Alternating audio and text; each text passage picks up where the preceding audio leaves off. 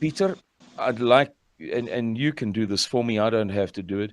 It would be nice for people to understand the success or the let's say the extent of those electric scooters. And by scooters, we don't mean Vespa motorcycles that we call in English scooters. We mean the scooters that you got for your third birthday, where you scoot along with your foot on a little platform and the handlebars up by your head. You're talking about electric scooters for adults and electric bicycles, and that was one of the top 10 most eye-opening things for me in Russia, was to see how everybody has these scooters, young lovers, boys and girls, scooting up and down in the evenings, children scooting to school, adults scooting to work. It's just the most wonderful thing, but I'll leave it to you to describe it, Peter, if you don't mind. Yes, pedestrians view it as a menace.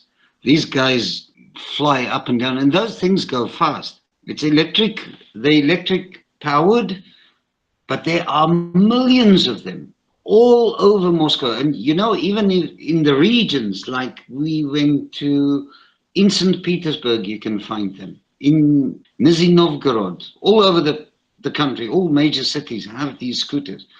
And you travel with them. It's a legitimate form of transport. And you go on the sidewalk. So it's a little bit of a menace, but everything goes. It's fine. And this is the thing. Most of the people that drive there, they drive carefully. Most of them, the vast majority of them. But it's an easy way to avoid traffic. So there are millions of them. And you hire one, you go to your destination, you drop it, you just leave it there, you take a photograph that you dropped it off, and you go on. They take your money and you go on.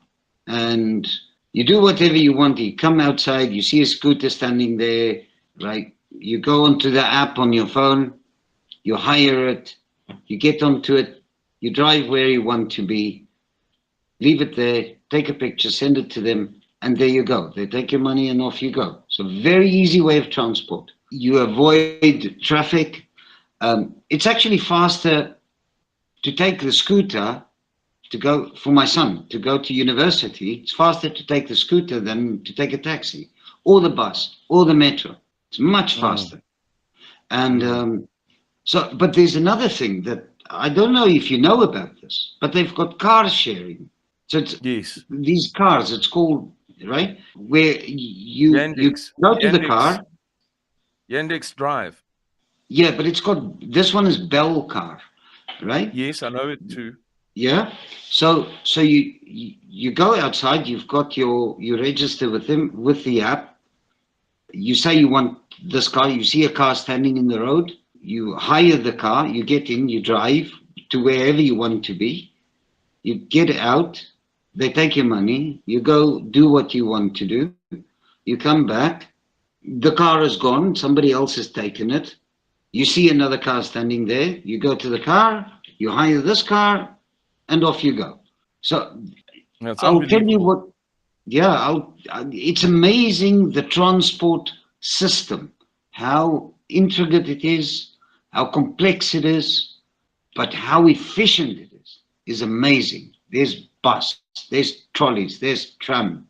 You have trams, you have metro stations, you have car sharing, you have anything that you can think of.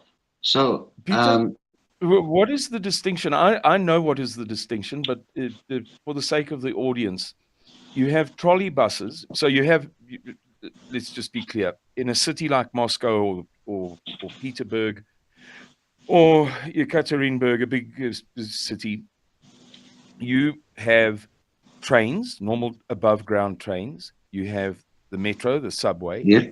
You have trams, trolley buses, and buses, and then you have these other rental options. Even in Donetsk, again, I emphasize this is in a war zone. Missiles were falling near me while I was there. Supposedly, I was the subject of a massive drone attack. Even in a war zone, you've got these blooming trams and trolley buses running day and night. Absolutely fantastic. What is the difference, Peter, between a tram and a trolley bus for the audience? So a tram runs on a track. It's like a train. It runs on a track and it's got overhead power. The trolley bus is a bus. It drives on wheels. It's got an electric motor and it's connected to an overhead electric cable. So this is what powers it. So the trolley bus it's got these big arms that extend. So it's a bus, but it's powered by overhead electric cables. And the tram, like a train's power lines. It runs on a set route according to the power lines, just as a tram runs on a set route according to the tracks and, of course, the power lines above. correct. This is absolutely correct. Yeah, it's fantastic. Russian public transport. And this morning, Peter, I don't know if you know this, I read that yesterday Vladimir Putin signed off on a new project, giant project, to build, I can't remember, but it's huge. It's thousands and thousands of kilometers of high-speed, long-distance trains like the Japanese and the Chinese have, and the French, for that matter. But this will be the biggest in the world by far. Trains traveling at 400 kilometers an hour over this vast, immense territory across 11 time zones, where two nearby big cities, they're neighbors in theory, but in practice, they're 1,000 kilometers apart. Had you heard about that? I've heard about it, and I've heard it's been in the planning for quite a while that they wanted to do this and bring it in, but it's mainly for long distances. It's similar project to the Trans-Siberian Express, but these trains are high-speed trains, so it's more from long distance travels. Yes, that's what I gather from. Yeah, but it's been a long solution. Yeah, it's been a long time. It's been a long time in the planning. So they've got a lot of infrastructure expansion and projects going. We were talking the other day outside of our apartment. They just in 2 weeks, they carved up the whole pavement, the sidewalk, everything, replaced all the granite slabs and did the tar of the sidewalk again, everything. The shocking thing is they did this 2 years ago and now they're doing it again. So maintenance is an ongoing thing. It's an ongoing thing, and this is what is so impressive about the city. You walk down the street, you don't see one street light that doesn't work. When the light go out, immediately. There are so many projects that the Russians have. This coming weekend, for example, they've got the Intervision International Music Festival, which is Russia's answer to the Euro Song Contest. And a lot of countries are participating, including South Africa. Mzansi Jikelele is singing the weekend. A massive concert in the middle of Moscow, to replace the Eurovision Song Contest of which Russia was kicked out of. So there are so many projects that's going on, and on entertainment, on infrastructure, on traveling, because Russians are traveling more inside the country, more and more and more. They're not going to Europe anymore. I've noticed it in our parents, the parents of the kids. Less of them travel to Europe in a year and less time. And they're traveling all over Russia. They go to the special places. There's a city where Santa Claus is from, and they go to visit Tula, where Leo Tolstoy was born or lived. They go and visit all these cities, and they visit places in Russia much more. And so tourism is booming inside Russia. And I it's saw that. amazing. I don't. Whenever I tour, I never go to pretty places, scenic places, Yeah. touristy places, because I'm using other people's money, and it's just morally, it's no good. But when I was in Russia, for various reasons, I ended up doing a little bit of visiting. I kept it to a minimum. But when I was in Donetsk and Crimea, my hosts kind of, not, I don't want to say demanded it, but that's what we have to offer. You're coming here, great. Tomorrow we're going to look at the monument, and the day after we're going to look at the monastery, and the day after that we're going to the beach. And I was happy to fit in. And I got to see a little bit of the touristy stuff, but I didn't do any by myself in Moscow, for instance. I was near the Kremlin, but I didn't go to the Kremlin because, as I say, I'm on somebody else's money. It's just not the right thing to do. But I did observe that Russians like to get out and about. They like to see their sights and sounds. And on a couple of occasions at hotels, Russians would come to me and say, they hear me speaking English, for instance. It'd be somebody who can speak English. And they'd come to me and say, heard you speaking English. What are you doing here? How's it going? Blah, blah, blah. Oh, by the way, you've got to go and see the nuclear bunker museum. Gee, that was fantastic. And have you been to the art gallery? And have you been to the opera? And I would, I didn't want to tell them why I didn't do those things. So I would just sort of mumble my way through the conversation. But the point is that you rapidly begin to appreciate how much Russians get out and about and enjoy their country. Pieter, I've got another question for you. You've almost convinced me that Russia's not what they say it is. That there's lots of food in the shops, and I have said on this program before, so I'm not going to go into too much detail, but the greatest variety that I've ever seen in any store in the world, except maybe in one or two markets in Germany, definitely not in the USA, definitely not in the good quality American shops. Greatest variety of food I've ever seen on the shelves is in the little Russian shops. So they've got food, they've got money, I've got Google Translate, they're looking for English speakers with skills. My family is young enough that I can move to a good, decent, respectable Christian country. I'm going to go and have a look, test the waters with my toe to see if it's everything that Pieter and Simon have cracked it up to be. What should I do first? You had to go through this. You went there to check it out. Then you went back there. You got a job. After some time, your wife got a job and joined you at work. Then your son moved out. So you've been through this process 3 times of you and your family, or 4 times if you want to include the test the waters, count it however you like. But you've repeatedly been through the process. You are one of the most highly qualified people. Tell me, what should I be doing first in this unusual place with an unusual language to our ears and an unusual system, an unusual environment? What's the most important thing? Another way of asking it is, what would be the greatest mistake if I didn't do it to begin with? I think the greatest mistake would be not to come to Russia. For me, the question is not, should a person do this? The question is, can we afford not to do this?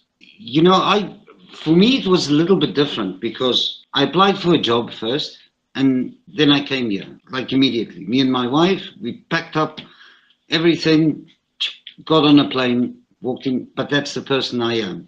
And then it's a nice adventure. If it works out, good. If it doesn't work out, just as good. At least we've got a nice story to tell. But what I would say to people is that, come on a holiday to Russia first. Come visit and see the places, get to know the systems, because it's not only the language, it's the systems that are in place. To give you an example, Uber doesn't work here, but that doesn't mean the Russians don't have Uber. They've got Yandex Taxi. YouTube is blocked here, so you can't. So for everything, there is a Russian equivalent, which is just as good, sometimes even better. And this is the key, because Russia is very digital. So you need something like a Yandex profile, get the Yandex ID, go onto Yandex, and then you can order taxis. You can do all kinds of things. But first, come to Russia, see what it's like. Spend a week here, and then go back. If you like it, okay, good. If you don't like it, just as good. But I think in the days that we live in, I can't imagine that people don't come. I think it is something that everyone should do. It's not, you can't ask yourself, should I do it? It's, can I afford not to do it? Mm. Pieter, my experience was, I would say that the two most important things that you should have when you go to Russia are a buddy, travel buddy, because I've done a lot of traveling in my life and I've found it easier to travel in some places than in others. It has a lot to do with the language or the culture. And I put it to you that Russia is one of those places where two people holding hands, as it were, will get a hang of a lot further than one person. You're always overwhelmed. You're always bewildered by, the language and the alphabet and what have you. And I once heard a Nigerian use an expression that stuck with me: rub minds. Two people can rub minds. Just when you think all is lost, the other person might say, oh, let's try going over here. So a travel companion, I think, is a great help. Second great help is to know somebody like yourself who's there, that you can pick up the phone. I had great hosts. Dmitry Balkovsky, a legend in my life. I would have turned around and gone back to South Africa within 3 weeks, and that's 100% certain, if it wasn't for my host, Dmitry Balkovsky. And I think that foreigners who listen to this should attempt to contact me or contact you, or contact a guy like Dmitry Balkovsky and get a little bit of, just have that somebody that you can ring up when you're in Russia and say, oh, heavens above, sorry to disturb you, but I find myself stuck over here or unsure. What would you do? And it just changes absolutely everything. So travel companion, somebody in Russia that you can reach out to, or somebody who has been in Russia for a reasonable period of time. And third, this was a big thing for me, the Gosuslugi. When I landed, they told me your phone, you can buy a SIM card over there, but after 2 weeks, your phone and the SIM card will be disconnected. So if you're going to be here for longer than 2 weeks, you have to get a phone and a SIM card, proper contract, not just something that you're inserting into your South African or American or New Zealand phone. All right, fine. So I went along to the megaphone, and they said, through Google Translate, obviously, Russians are very helpful that way. Once they discover that you are a person in need, the helpfulness just never ends. They explained to me, oh, you've got to go to the Gosuslugi, you've got to register, you've got to get a bank account. I thought, oh, no, I'll never. Anyway, I had that person there, Dmitry again, and he took me to the Gosuslugi and to the Spurbank and to the translation service and to the notary service, the legal notary service. I thought it was going to be bone crushing. It wasn't. I managed to sort out everything. The Gosuslugi is very efficient.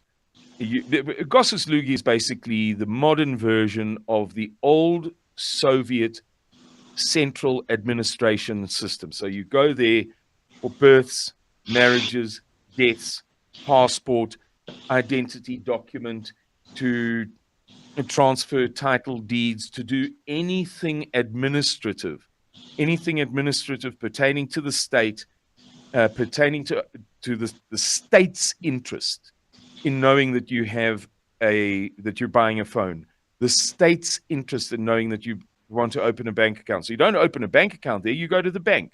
You don't buy a phone there, you go to the phone shop, but you register everything through the Gosuslugi. And I was very impressed by the efficiency of it. I know that even in the USA, for example, you go to one place for one thing and another place for another. And, it's can be difficult. But in Russia, they've got one central service, and my experience of that central service was that it was very much more pain-free than I expected or than I have been used to in the West. What is your comment, Peter? Yes. Well, the first thing, Simon, it's not uncommon. When we first came here, none of these systems were in place. But we have the same. It's called in South Africa. We have got the same thing. It's Fika and Tarika, and all these kinds of things. So it's exactly the same. Like I beg your pardon, Peter. I've got to keep the audience. If we talk about things that people don't know, they switch off because they lose the conversation. Fika and Rika are just legal requirements of the South African government that you register for communications purposes. In other words, for a cell phone, you don't just buy it. You've got to let the government know that you've bought it. And for financial, you open a bank account, whatever. So that's Fika and Rika. On you go, Peter. My apologies for interrupting, but I've got to help the non-South Africans. Yeah, no worries, no worries. So it's not something strange. The main thing is that in Russia, with Gosesluki, they have refined it so that it's much easier now, because you go to one place, everything is done for you, and in a lot of ways it protects you. It's there for your protection. So if something happens to you and there's an emergency, and they know exactly, okay, this is who the person is, this is where the person is from. You can go to any My Documents office, and they will immediately say, help you. So I think it's for your protection as well. It is a little bit tough to go through, but that's part of the experience. That's part of, in my life, I tend to look at it a little bit different. It's a story. It's a story that you can tell. The harder things are to do, then the better the story to tell, right? This is why we travel, to experience these things. But it is a bit tough. And yes, Gosesluki is a very good place to start. And I would suggest that when you travel to Russia, know somebody, go through a travel agency or somebody that is inside of Russia that can help you. Because there are small things that can become big things, like getting a taxi. If you don't have a Yandex account, you can't download the software, you can't order it, you can't order a taxi. And then you have to ask other people to do it for you. So it can be quite tricky. It's better to do this. And I would hate to go to Red Square on Christmas Eve and experience, just Red Square on Christmas Eve, which is magical with all the snow and everything. And I can't share it with anybody. I do it alone. So yes, better to travel with somebody that you can share this with, because it is amazing. It is breathtaking. There are it's jaw-dropping to experience just the city, the lights, all of it. I've told people that the most beautiful street I've ever been on in my life, which is not to say that I've been everywhere, but I've been to Washington, D.C., and I've spent time in New York City, and I've been to Frankfurt and Berlin, and the list goes on. But the most beautiful street I've ever seen is the street on which the Bolshoi Theater is. It's just unbelievable. Peter, you have been in Russia for how many years now? It's about going on 7-8 years, thereabout. How old are you? 55. Do you expect that you will spend the rest of your life in Russia? Is Russia, I don't want to say become, but maybe becoming, I don't know how you would put it. Do you expect that this is your solution for the rest of your life? It's to work there, make a little bit of money, and enjoy, once you retire, Russia until your dying day, Peter? You know, I could. It's very difficult for me to say yes or say no. I'm still South African. I'm a Boer in heart and blood, and you know. So I miss my country. But I love Russia. I love the Russian people. There's so much to see, so much to do. I could easily retire here, spend my days here, feeling that we were foreigners or that we were strangers, or you know. So the people here, the love that we felt, people invited us into their homes. They've shared their family members with us, as if we are part of them. And yes, so I suppose, because I often say to Russians, come to South Africa. Yes, go visit. We're not there, but my family and friends are there. We'll organize you, you know, a place to stay and things to do. We love to do this. This is normal. Mm. And this is it. You know, the world, the Cold War's gone. We should choose not to make war and revive the spirit of the 90s, the optimism. This is nice. I'm afraid to have to tell you that I don't think that there's much prospect of it. It looks as if the world, particularly Europe and the USA, are hell-bent on war. Pieter Celliers, thank you very much for being willing to do this interview with Suidlanders. I wish you everything of the very best in Russia. May you and your wife and your son, who's studying at one of the top universities in the whole world, have a prosperous and joyful time as long as you do remain in Russia. We wish you everything of the very, very best. And I'll tell you what, you're in the right place to get everything of the very, very best. According to what I saw and experienced, it's a marvelous place indeed. Well done to you. Congratulations on the lovely circumstances in which you find yourself. And please keep in touch, Pieter. Thank you, Simon. And I just want, if you permit me, in closing, I just want to thank you, Suidlanders, for what you mean, for what you do for our people.